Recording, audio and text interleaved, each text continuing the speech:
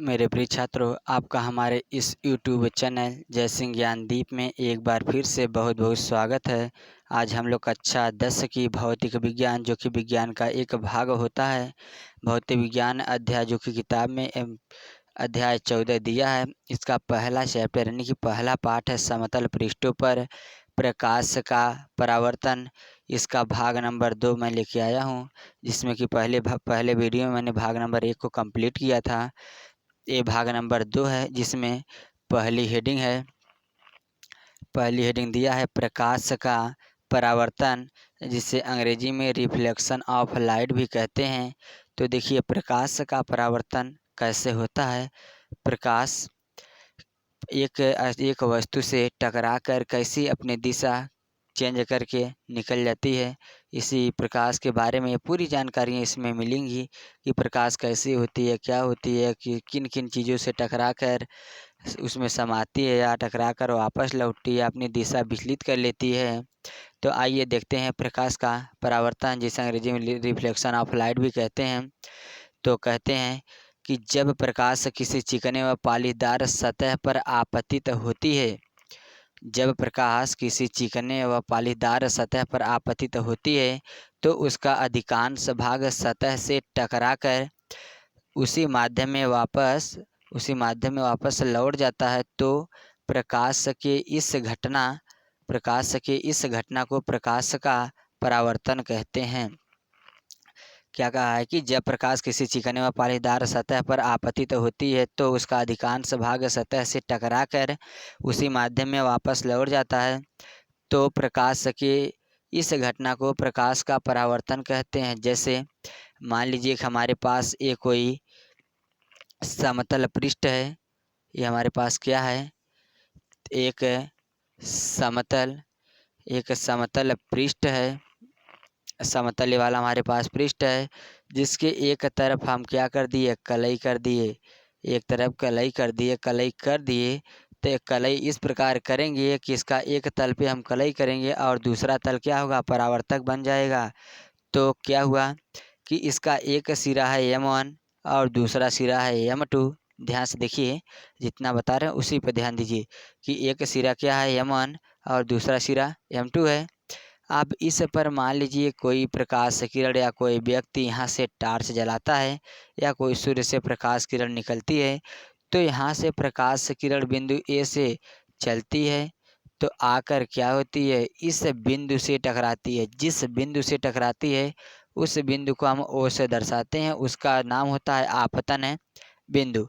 उस बिंदु को हम क्या कहते हैं, आपतन बिंदु कहते हैं। अब देखिए, यहाँ से जिस मार्ग से जैसे रास्ते बनाकर आई है, इस बिंदु से टकराई है, उसी माध्यम में टकराने के बाद ऐसे उसी डायरेक्शन में निकल जाएगी। एकदम जिस तरह से आएगी उसी तरह से निकल जाएगी, लेकिन उसकी दिशा क्या होगी, चेंज होगी। इधर से आई है और टकराने के बाद कहाँ गई, इधर निकल गई, तो चली गई। तो ये आने वाली किरण जो होती है, इसे फिजिक्सी भाषा में इसका नाम होता है आपतित किरण, यानी आने वाली किरण। और यहाँ से टकरा कर जो जाती है उसे बोलते हैं परावर्तित किरण। इसका नाम क्या होता है, परावर्तित किरण। और इसी आपतन बिंदु पर हम सीधा सीधा क्या करते हैं, एक अभिलंब खींच देते हैं।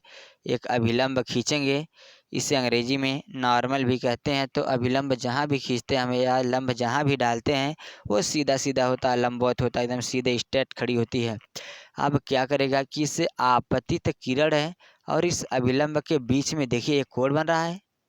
ये जो कोण बनता है इसे बोलते हैं फिजिक्सी भाषा में आपतन कोण कहते हैं। ये आपतन कोण होता है, इसे स्मॉल आई से प्रदर्शित करते हैं। इसका मान लगभग 45 डिग्री के बराबर होता है।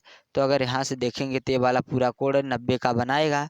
तो इसी बीचों बीच ये प्रकाश किरण आती है, तो जब 90 का ये होगा तब ये 45 का निश्चित ही हो सकता है।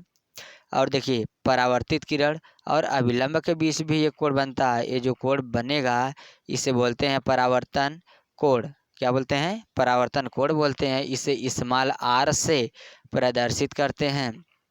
इसे स्मॉल आर से प्रदर्शित करते हैं।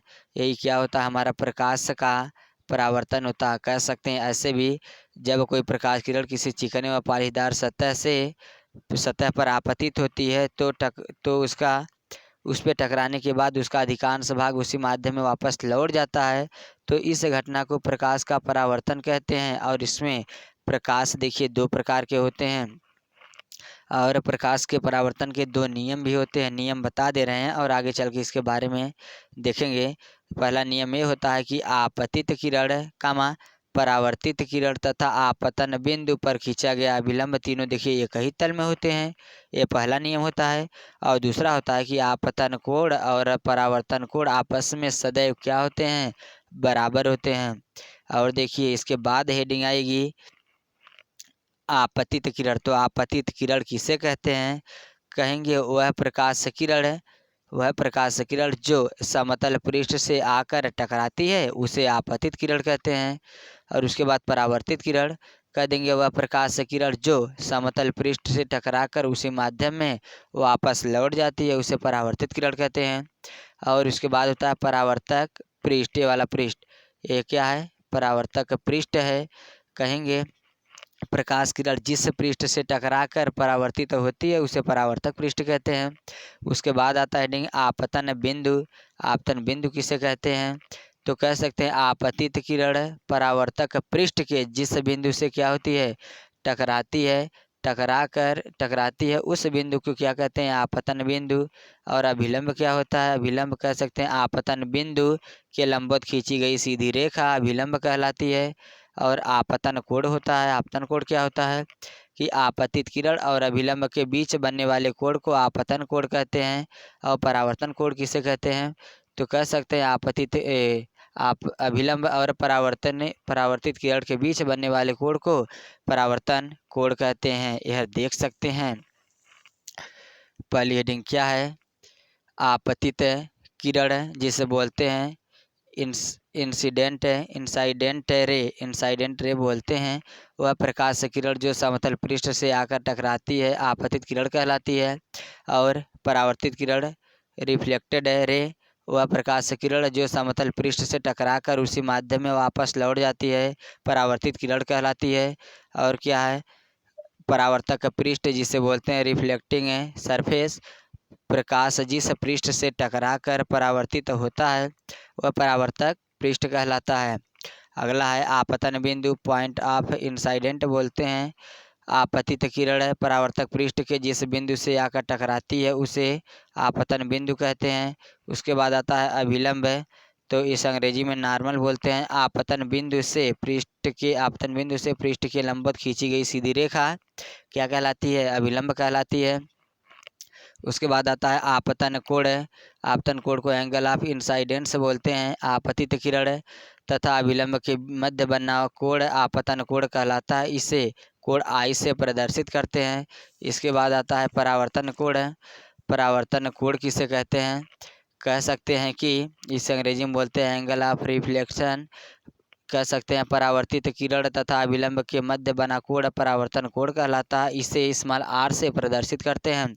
इसके बाद हेडिंग आती है परावर्तन के प्रकार। परावर्तन कितने प्रकार से होते हैं, टाइप्स ऑफ रिफ्लेक्शन। परावर्तन कितने प्रकार के होते हैं, तो यह निम्नलिखित दो प्रकार के होते हैं। परावर्तक पृष्ठों की प्रकृति के अनुसार है परावर्तन को निम्नलिखित दो भागों में विभक्त किया जा सकता है। पहला कैसे परावर्तन होता है, पहला परावर्तन होता है नियमित। नियमित रूप से परावर्तन कैसे होता है कि जब कोई हमारे पास क्या होती है, मान लीजिए कोई हमारे पास क्या हो, एक समतल है, मान लीजिए एक समतल क्या है, पृष्ठ है। इसके एक तरफ मान लीजिए कलई की गई है। एक तरफ क्या हुआ है कि एक तरफ मान लीजिए हम कलई कर दिए हैं, एक तरफ क्या हो रहा है, कलई। इसका एक सिरा मान लेते हैं यमन, दूसरा सिरा मान लेते हैं यमन। अब इसमें ऐसी प्रकाश किरण पड़नी चाहिए कि ये प्रकाश किरण आकर इस पृष्ठ से टकराने के पश्चात एक दूसरे के समांतर होती जाए। तो क्या करेंगे, मान लीजिए कोई प्रकाश किरण यहाँ से चली, यहाँ टकराई, तो टकराने के बाद वह यहाँ निकल ली, तो ये क्या हो रही है, ये आ रही है और ये जा रही है। अब क्या करेंगे कि एक प्रकाश किरण मान लीजिए और यहाँ से चली, अब यहाँ से टकराई, फिर क्या हुई, फिर यहाँ गई, फिर मान लीजिए कि एक प्रकाश किरण यहाँ से और चली, यहाँ टकराई और यहाँ से यहाँ गई। फिर अगर मान लेते हैं कि एक प्रकाश किरण फिर यहाँ से चली, यहाँ से टकराई और टकराने के बाद यहाँ निकल ली, तो क्या कहते हैं, देखिए ये आपतित प्रकाश किरणें सब समांतर हैं और परावर्तित प्रकाश किरणें सब समांतर हैं। जब कोई कह सकते हम कि जब प्रकाश का परावर्तन किसी पालिश युक्त चिकने पृष्ठ से होता है तो प्रकाश किरणें परावर्तन के पश्चात एक दूसरे के समांतर होती हैं, तो इस प्रकार के परावर्तन को नियमित परावर्तन कहते हैं। यह क्या है, इसे नियमित परावर्तन कहते हैं। और ये जो किरणें आती हैं, लिख सकते हैं, इसको बोलते हैं आपतित किरणें। ये आपतित किरणें होती हैं और ये परावर्तित किरणें होती हैं। इस प्रकार से परावर्तन को हम नियमित परावर्तन कहते हैं। इसी क्रम में आता है दूसरा जिसे अनियमित परावर्तन कहते हैं, जिसे अंग्रेजी में इरेगुलर और डिफ्यूज्ड रिफ्लेक्शन कहते हैं। इसमें क्या है कि जब प्रकाश का परावर्तन किसी खुरदरे पृष्ठ से होता है तो प्रकाश किरणें परावर्तन के पश्चात विभिन्न दिशाओं में फैल जाती हैं। इस प्रकार के परावर्तन को अनियमित या विसरित परावर्तन कहते हैं। जैसे मान लीजिए कि हमारे पास कोई खुरदरा पृष्ठ है, ऐसे खुरदरा कोई पृष्ठ है, तो अब क्या करेंगे, इधर मान लीजिए ज़मीन पर धंसा हुआ है या फिर कोई मान लीजिए कांच है, इस पे क्या करेंगे, खुरदरा कांच है, एक तरफ पालिश मार देते हैं। पालिश मारने के बाद क्या होगा कि इस पे जब कोई प्रकाश किरण पड़ेगी तो विभिन्न दिशाओं में चली जाएगी। अगर मान लीजिए कोई प्रकाश किरण यहाँ से यहाँ आई तो देखिए इधर का ढलान है, प्रकाश किरण इधर निकल के चली आएगी। अगर यहाँ से यहाँ चली तो ये प्रकाश किरण ढलान इधर चली जाएगी। अगर सीधे आई तब पर भी देखिए इधर का थोड़ा सा ढलान है, इधर चली आएगी। अगर प्रकाश किरण यहाँ आई तो यहाँ से टकराने के बाद इधर निकल लेगी। तो ऐसे परावर्तन को हम क्या कहते हैं, अनियमित परावर्तन कहते हैं। देखिए इसके दैनिक जीवन में कुछ परावर्तन कैसे होते हैं। दैनिक जीवन में विसरित परावर्तन के निम्नलिखित उपयोग क्या हैं कि कमरे की खिड़की में लगा खुरदरा कांच सूर्य के प्रकाश का विसरित परावर्तन करता है, जो हमें ज़्यादा चकाचौंध से बचाता है। जो खिड़कियों में कांच लगता है वो कांच कैसा होता है, वो अनियमित या विसरित परावर्तन का कांच होता है। इसमें जब प्रकाश किरणें पड़ती हैं तो क्या करता है, सभी प्रकाश किरणों को विभिन्न दिशाओं में फैला देता है, जिससे हमारी आँखें चकचौंध से बच जाती हैं, जिससे चौंधी हमको नहीं लगती है। और दूसरा दिया है कि अखबार खुरदरे व सस्ते कागज़ पर छापे जाते हैं, जिससे उस पर पढ़ने वाले प्रकाश का विसरित परावर्तन हो सके तथा उसके छोटे छोटे अक्षरों को सुगमता पूर्वक पढ़ा जा सके। और जो अखबार छपता है, जो पेपर छपता है हमारे देश में, वह भी क्या करता है, वह भी खुरदरे कागज़ पर छिपता है क्योंकि जिसमें प्रकाश किरणें पड़ने के बाद क्या होती है, विभिन्न दिशाओं में विसरित हो जाती हैं, फैल जाती हैं और कुछ प्रकाश किरणें इस पार से उस पार निकल जाती हैं, जिससे कि हम आसानी से उसको सुगमतापूर्वक पढ़ सकते हैं।